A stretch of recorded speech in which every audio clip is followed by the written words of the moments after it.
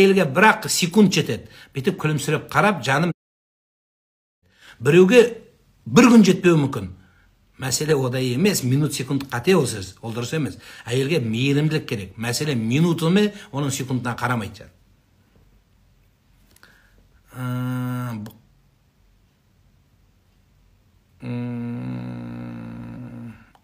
Әйелім намаз бастаймын дейді, бірақ мінезі түге түзелгенде сол кезде бастаймын дейді. А сол бетте түзелмей кетсеші мінезі. Сол бетте жынды нервный болсашы. Мен не істеймін? Нервный болды, мен намаз оқымай қоямын деймін, жоқ. Намаз не үшін өзі? Намаз пенденің құлшылық болумен бірге адамды тәрбиелеу үшін. Сол мінезді, сол бағанаға намаз түзейді. Бірінші мен өзім түзетіп алам, содан кейін намазға келемін деген дұрыс емес. Сен бірінші бастайсың, в процессе намаз екеуі қосылып, содан түзеледі. Күйеуім, анам мен бауырларым мен қатыстырмайды дейді. Значит, сен күйеумен ортаң сәл реттеу керексің деген сөз болады. Пока асықпа. Пока видео вызовпен сөйлеседі тұр, өсекті бұлай WhatsAppпен айта тұр, пока асықпа. Қалайсыңдар деп оларға бұлай сөйлесе, күйеу жоқ кезде телефонмен сөйлесе берді. Күйеу келген кезде күйеуге деген мейірім, махаббатыңды күшейтсең, күйеуің жынды емес шығар. Жынды болмағанда сен күйеуге шықпайтын оған. Значит, нормальный күйеу. Соны адекватный, нормальный күйеудің ортаңды ретте. Сонда сен жіберетін болады. Әкем оның сен қызғанады. Әкемнің денсаулығы жоқ, демікпесі бар. Дәрет алып, демікпесін күшейіп, дәрет алсыға, демікпесі күшейіп кетеді. Қалай намаз оқыса болады, Меккеге жіберсек бола ма? Өзің ойлашы жан, дәрет ала алмай жатқан адамның астма демікпесі көтерілсе, 28 километр жаяу жүретін жерде қалай жүреді демікпесі сол? Қалай жүреді? Егер әкеңді Меккеге жіберетін болсаң, мамаларын жібергіштер, айналайын, өзің қоса бірге бар. Мысалы, мен ұстаз болып алып барсам, барлығын бейт алып жүрем. Сол маған жүк емес пе? Сіздер өз аналарыңыздың, өз әкелеріңіздің жүгін біреудің мойнына бейтіп көтеріп іліп қойғыларыңыз келеді. Қалайша? Біреудің аяқ киімін біреу кие ма? Біреудің малына біреудің жаны аши ма? Біреудің дүниесіне біреу құрмет келтіре ме жаным? Мұсылмандық парызым ғой, қойшы, әке ғой, үлкен қыз қойып, бейтіп қалбақтап жүгіріп жүрем. Енді сол орысша айтқанда анау мне надо, біріншіден. Екіншіден, сол қаншалық әділеттік біреуге беріп қойып, сен өзің демалып жатқаның. Шын жақсы көресің ата-анаңды, өзің көтеріп алып бар айналайын. Өзің мінезің көтер, өзің алақаныңа сал, сонда жарасады. Ал оны біреуге беріп қойып, одан кейін келінге де тура сол сияқты. Сен қарау керексің деп, сен өз әке-шешеңді өзің алақаныңа салмасаң, сенің қосқан әйелің алақанына салама. Сен өзің құрметтемесең, оны біреу құрметтей ма жаным? Сондықтан ең жақсы үйде сол әкелеріңізді алақаныңызға салыңыздаршы. Сол о кісінің бүкіл демікпесін басады. Бүкіл демікпесін басады. Әкенің демікпесін дәрет алған кезде көтерілетін болса, суғиып бер жаным. Мұқтаждығы бар о кісінің. Содан кейін жылы-жылы сөйлесең, жылан шығар інінен деп, бейтіп алақандарыңызға салып, жақсы баптаңыздар. Сол маңыздырақ Меккеден. Жұмысым мен бесі намазын қарыз қылып қала беремін. Үйде парызын оқып шықсам бола ма, сапар намаз қылып дейді. Біздің Ханафи мазхабы бойынша уақыты кірмеген намазды оқуға болмайды. Аға, намазда қате жіберсең ол күнә ма? Әдейілеп жіберсең күнә болады, намаз бұзылуға дейін алып барады. Егер мағына бұзылса, енді әдейі емес, жаңадан үйреніп жатсың, тілің келмейді, тырысып жатсың, иншалла қабыл болады.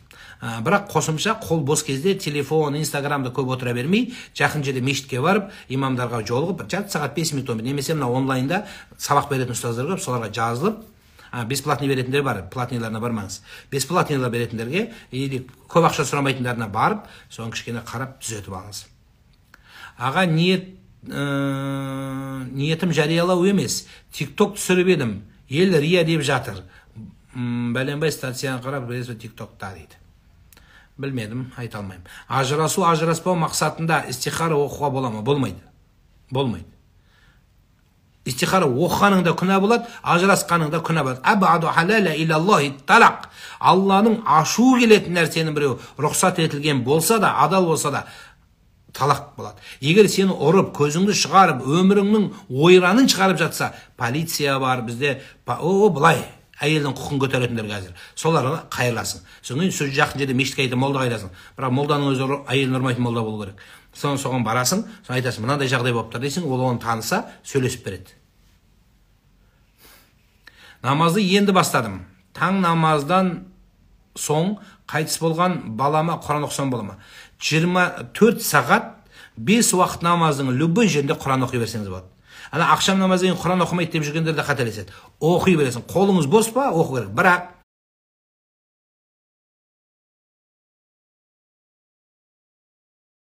Құран оқып отырмын деп тірлік, күйеудің қызметі, баланың қызметі, әйелдің қызметі, басқа да тірліктер қалып қалмау керек. Мәселе осыда. Қой сойылған болса, ішінде баласы болса, етін жеуге бола ма дейді. Ой. Буаз малды енді халқымызда соймайды, анық білсе. Егер ол туылған ол желінбейді, ол не жейін білмеймін енді. Бірақ жеуге болады деп келеді, егер бауыздалса. Ол енді, егер ішіндегі ет болса, онда ішіндегі ет жоқ, бірақ негізі желінбейді. Жақсы емес, ғалымдар бір ауыздан макрух деген, ондай баланы жеу. Өйткені ол дамымаған, өспеген нәрсені жеу жақсы емес. Макрух, жемеген дұрыс. Вообще, біліп тұрып, буаз мал сою арамға дейін өтеді.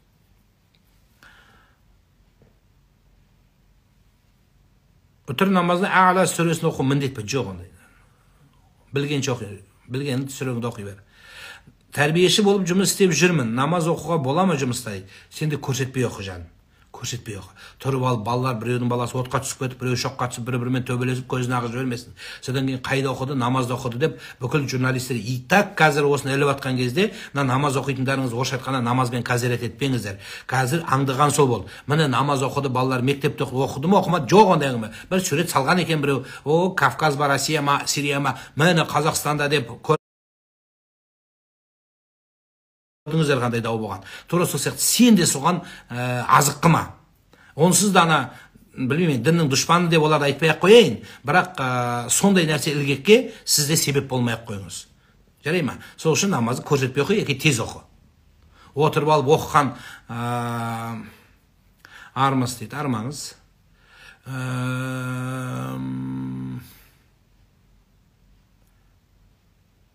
Түсімде өзім өліп қаппын, не істеуге болады? Уәдеңді бұзғасың. Адамды түске өлген адам кіре берсе не белгі? Шын әлемде ол, сіз өтірік әлемдесіз бәріміз. Сондықтан сол осы әлемдегі істі түзетуіңіз керек. Демек сізде бір қателік бар деген сөз. Емізулі балам бар, ораза ұстауға бола ма? Оразан денсаулығыңызды күтіп, балаңызды жақсы қараңыз. Кейінірек қазасын өтерсіз. Күйеуіме балаға дем салшы десем, ода не пайда дейді. Енді оның ондай екен білесіз, неге осы сөзді айтасыз? Енді айтыпсыз, енді оны неге елге жариялап сөз күйеуіңізді жамандап? Енді менен сөз естігіңіз келіп тұр ма? Күйеуіңді мен де жамандауым керек болып тұр ма? Не болады? Несін айтасыз оны, айтшы жаным?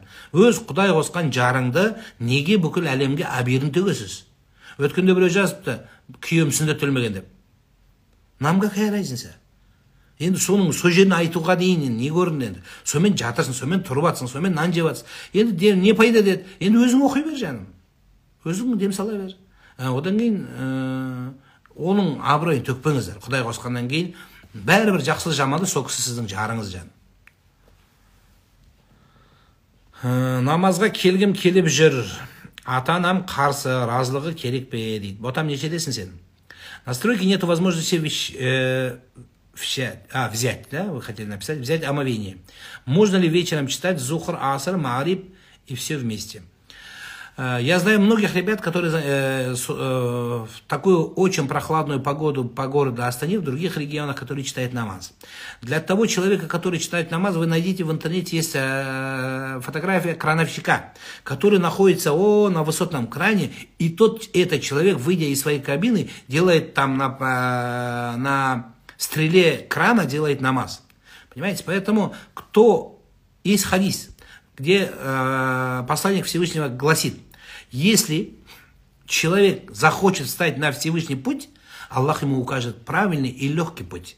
Поэтому не надо себя, знаете, отталкивать. Если вы начнете, шайтан также вам будет наущевать, что это сложно, это сложно, это сложно. Возьмите себя в руки и встаньте на намаз. Дальше Всевышний дорогу покажет. А если нет омовения, можете с собой взять теплую воду. Если нет кипятильника, если нет тефаля, можете баклажку литровой воды засунуть себе в теплое место, вот крайний случай, вот я знаю ребят, которые вот так себе привязывают и сходят с этим до вечера, и она в процессе до обеда, она становится теплой и делает омовение.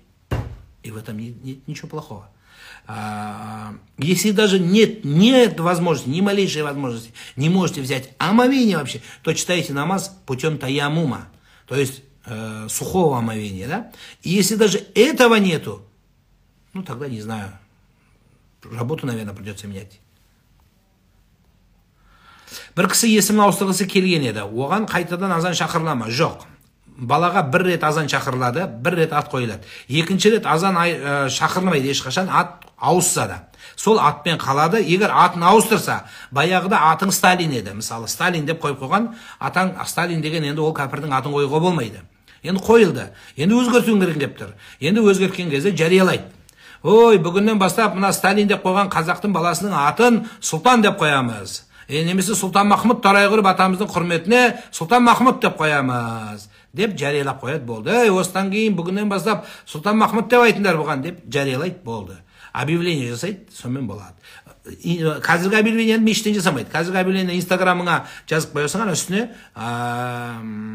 личный данный деген жерге жазып қоясың. Сол жерге менің атым сол Сталин дегеннен Сұлтан Махмұд болып өзгерді. Обращайтесь ко мне Сұлтан Махмұд деп қоясың. Болды бәріміз. О, Сұлтеке деп қайырамыз сізге. Түнде тамақтың беті ашық қалса ішуге бола ма? Енді сүннет бойынша ішуге болмайды. Яғни керек десеңіз түгел төгіп тастағандар болады. Бірақ төгіп тастауды ысырап болғандығы үшін, әйелі салақ болғандығы үшін бетіндегі бірінші қабатын алып тастап, сәл бейт алынатын нәрсені, бетін алып, бисмилля, Алланың атымен деп ішіп кете бересіз. Ең кем дегенде газеттің бетін жауып қойыңыздар. Кем дегенде, мына тамақтың беті ашылады ғой, клеенка жоқ, тряпкаң жуылмаған, көгеріп кеткен, шаршап тұрсың, енді адам ауырады, әртүрлі жағдай болады. Сол кезде ең кем дегенде мына клеенка бетін қайырып қойыңыз бетін. Оған да шаман келмесе, газет бар шығар үйде, караван, мараван тола ғой. Соның бетесінде бетін жауып қоясыз, сонымен қалады. Ертең жинап аласың. Құда қиын кеп, енең кеп, көзін шұқымаса. Енеңді ренжітіп, көңіліне тиген кездер көп болса, бірақ ол кісі дүниеден өтіп кетсе, өкініштен қалай құтылуға болады, не істеуге болады? Сол енеңнің баласын алақаныңа сал. Сол енеңнің баласын сенен риза болып өтсін. Сол енеңнің баласы сенің күйеуің, содан тараған ұрпағын жақсы қара, содан енеңе көбірек дұға қыла бер. Құран оқытып, шелпегін жасай бер, иншалла орнына түседі.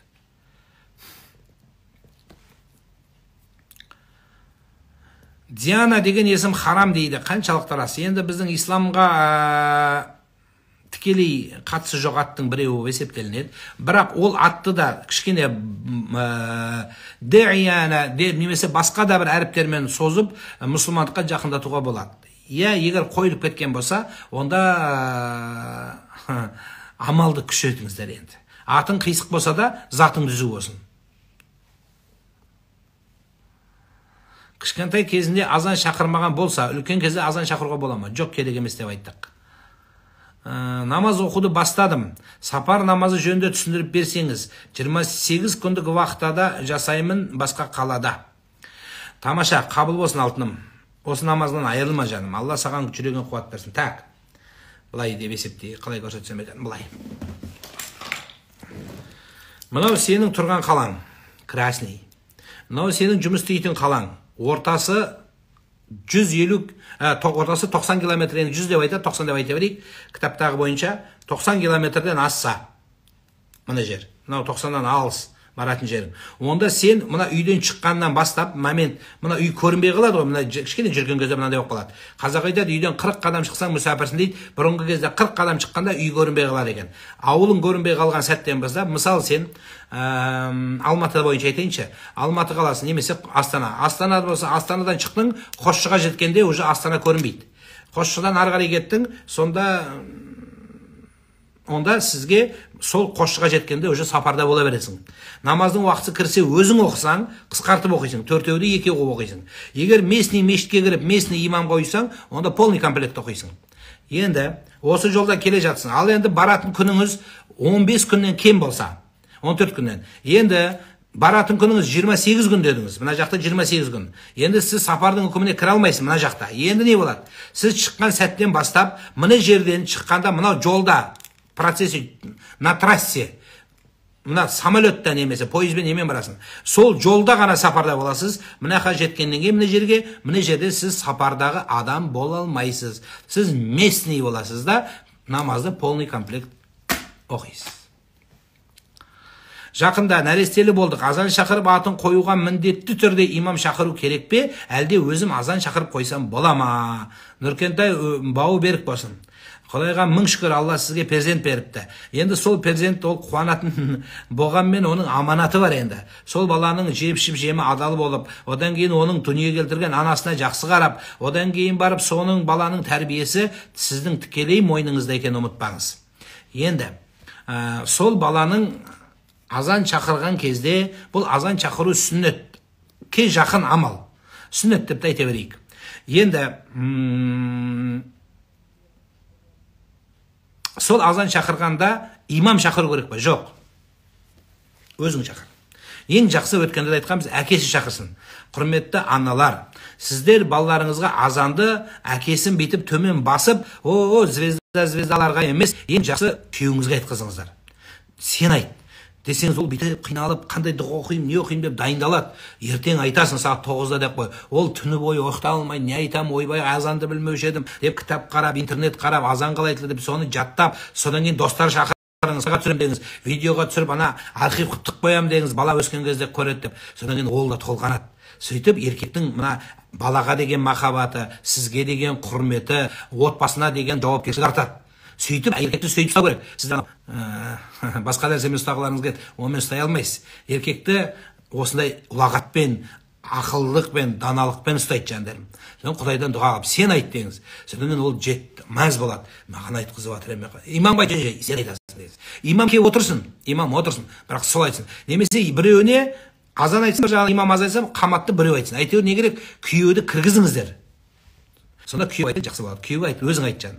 Трещинадан қан кетіп жатса, ғұсыл бұзыла ма? Бой дәремі ораза қалай ұсталады? Трещина. Трещина фиссура деп айтылады, жаңылмасам. Свиш немесе, свиштен қан кетсе, онда ораза бұзылмайды. Дәрет бұзылады. Егер қан тек қана белгілі уақытта ақса. Егер постоянно тоқтамай ағып маз етіп тұрса, онда сіз үзір үкімін өтесіз. Сондықтан ең жақсысы айналдым, проктологқа барыңыз, жүре бермеңіз олай.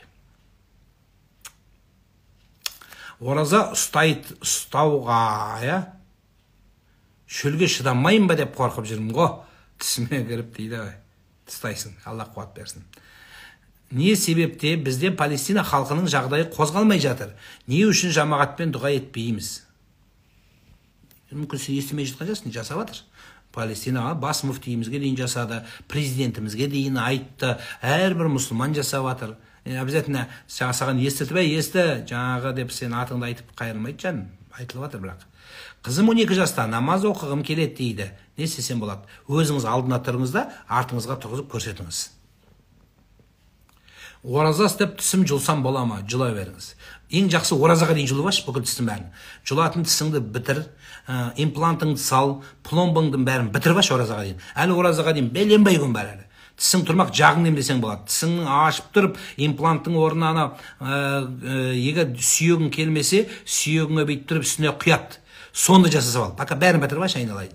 Ауыз қуысыңды, басқа қуысыңды, қандай қуыстар бар, бәрін оразаға дейін тазалап ал жан. Содан кейін оразаға кіріп кетесің. Тап-таза болып.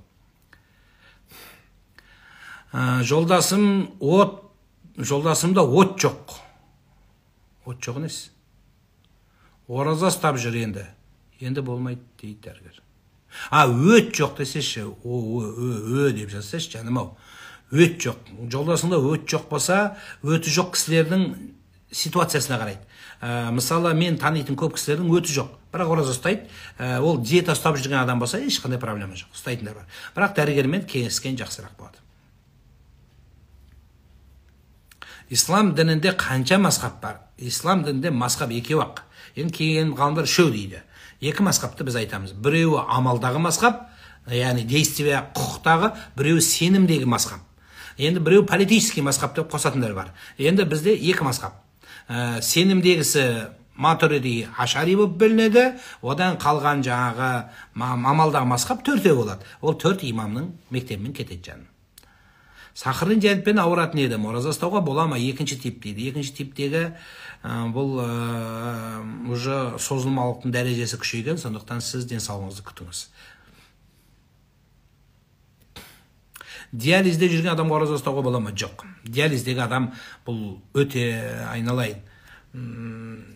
Онсыз да бүйрегіңнің ахуалы қиналып тұрған кезде оразамен өзіңді қинама. Алла жеңілдік берсін. Әлсірейсің, ол оңай дүние емес. 2 күннен асып кетсе, 3-ші күнге кетсе, диализдегі ахуалыңызды мен жақсы білем. Диализде өтіп жүргендерді жақсы білем. Сондықтан олардың қандай күйге түсетінін білем. Сол үшін жаным, сонда қиналып жатқан кезде, қаныңызды тазартып жатқан кезде, жаным, сізге қуат керек. Алла шипа берсін. Ертең ораза ұстап өліп қапты деген сөз жақсы емес. Аға, енем ана бұлақ суын ішеді, сахарға ем деп. Судың емдік қасиеті бола ма? Емдік қасиет Аллада. Алла өзі береді. Судан бере ме, басқадан бере ме, Алланың қолында. Енді кейбір сулардың составы мүмкін жәрдем беру ықтимал. Бірақ тек қана су жәрдем береді десек қателік болады. Тек қана осы имам ғана дұрыс десең, олда да қателік болады. Тек қана мынау дұрыс, тек қана Алла дұрыс, тек қана пайғамбар дұрыс. Болды, қалғанда альтернатива бар. Сондықтан қай нені ұстасаң да, сондықтан басқа дәрігермен кеңесіңіз. Жоғарыда жазғаныма, қайта жазғанда жауап беретін, мен оны жоғарыға ашамаймын ғой. Қыдыр атадан көмек сұрау күфір ма дейді. Прямой сұраса күфір болады. Қыдыр ата маған өмір бер деп айтса, күфір болады. Тікелей Қыдыр атаны өзінен сұраса.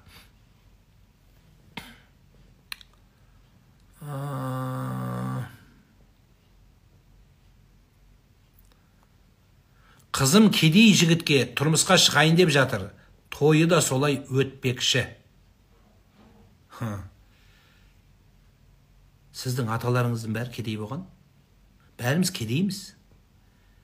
Не, байға шыққандар бақытты болар деп кім айтты? Кім айтты сізге байдың бір-ақ күнде кедей болмайтын? Бай мақтанса бір жұттық, батыр мақтанса бір оқтық деген қазан қалқы. Айналайын.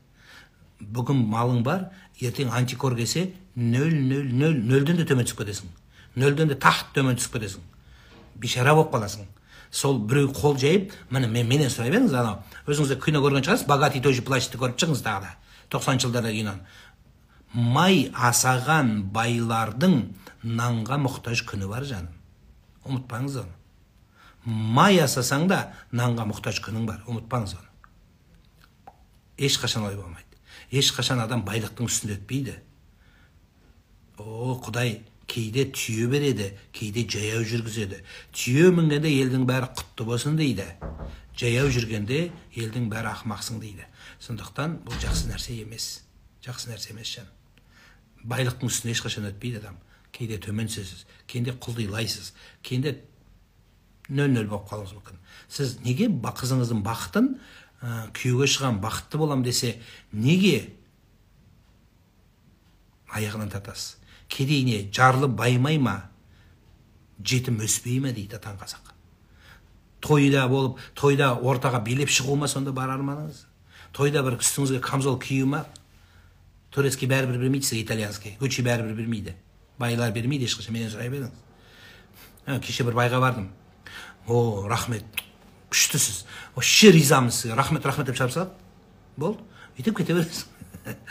Кедей жомарт дейді қазақ. Жаным ау. Сондықтан Құдай санасына берсін. Бай болып, бір бай өлтірді баласын. Әйелін ұрып ұрып.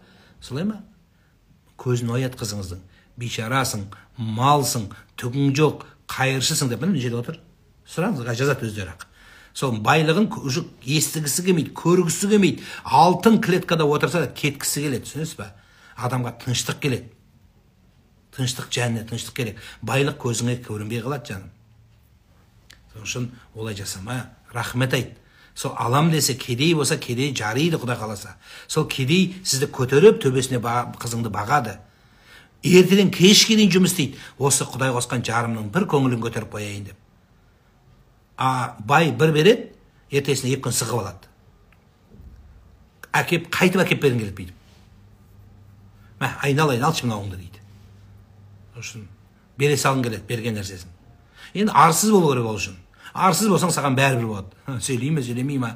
Енді не айтайын енді. Пайғамбарымыз саллаллаху алейхи ва саллям хадисімен аяқтап берейін сөзімді. Әнне түнкәху лидиниха ва малиха ва жамалиха фаалейке бидати дини тарибат ядак. Қыздарыңызды, ұлдарыңызды үйленсеңіздер, үйлендірсеңіздер, яки өздеріңіз үйленіп тұрмыс құрсаңыздар, адам 3 нәрсесіне қарайды. Біріншісі имандылығына қарайды, тәрбиесіне қарайды. Екіншісі дүниесіне қарайды, байлығына қарайды. Үшіншісі сұлулығына қарайды. Фаалейке бидатиддин. Міндетті түрде имандылығы мен дініне қараңдар, тәрбиесіне. Әйтпесе өздерің зұлым жасайсыңдар дейді пайғамбарымыз. Неге? Байлық болса, сұлу болса, сұлу жатқа қатын дейді қазақ. Әйелің сұлу болса, басыңның соры. Қызғанып өлесің. Кімге қарап қойды? Ана нағып қарайды саған, ана нағып бүйтеді. Күйеуі сұлу болса, ол әйелі менсінбейді, ана түр жаман қап қара негір дейді. Семізсің дейді, шошқасың дейді, бір нәрсесің дейді. Солай болады. Бай болсаш, сен бейшарасың, сені бағып жатырмыз, сенің әкеңді жұмысқа қойғам, сенің бауырыңды жұмысқа қойғам деп бір күн болмаса бір күн айтады. Ол айтылады, айтылмайтын адам жоқ жер бетінде. Айтады бәрібір. Сол кезде соны көтере аласың ба? Иманды болса, енді біреуіне Құдай 3-еуін беріп қойған болса, енді беріпті енді онда. Бірақ ондай табылмайды. Сондықтан иманды болса, қызыңды бағам десе, үйленем десе, ал өкпе сезім емес, шынайы, жанұя жасайым десе, онда жақсы болады. Соны үйленіріңіз, бағашысын. Біз мен жерде жақсы нәрсе өтсік, біреу отыр, масон. Солай. Әрқайсыға бір чұқиды балаңды, қызыңды. Масондармен жұмыс жасайды бұл кісі дейді. Ал жас. Ай, сорлымай. Құптан намазы менен таң намазды қосып оқып жүрсе бола ма? Жоқ.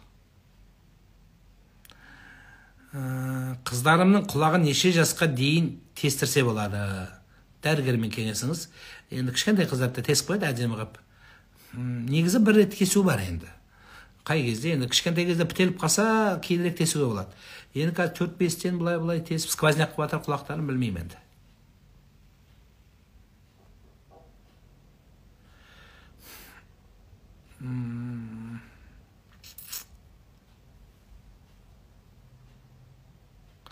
Көріп кел деген рас па дейді. Жоқ. Барып көзімен көріп келсе, онда дұрыс болады. Енді көзімен көрмесе, ол алаяқ болады, мошенник болады енді. Көріп келдер солайды. Сізді тыңдап дейді. Туалеттің бумагасын ысырама жасамайтын болдым дейді. Болады екен. Конечно болады. Туалеттің бумагасына құрмет жасаған адам, ол байисың сен. Сол туалеттен байисың өзі. Содан басташы өзі. Молодецсің.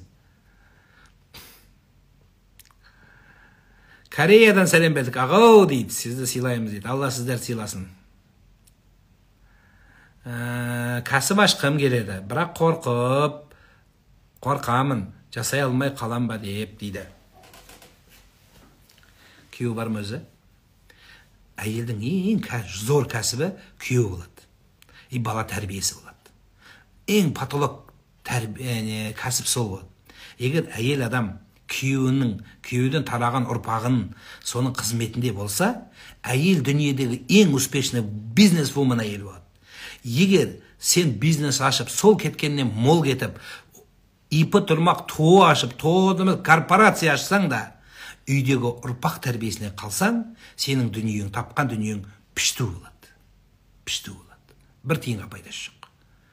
Ал ерің риза болып, балаларың риза болып, плюс бизнесің жүрсе, онда Құдай бір беріп қойған адам екенсің.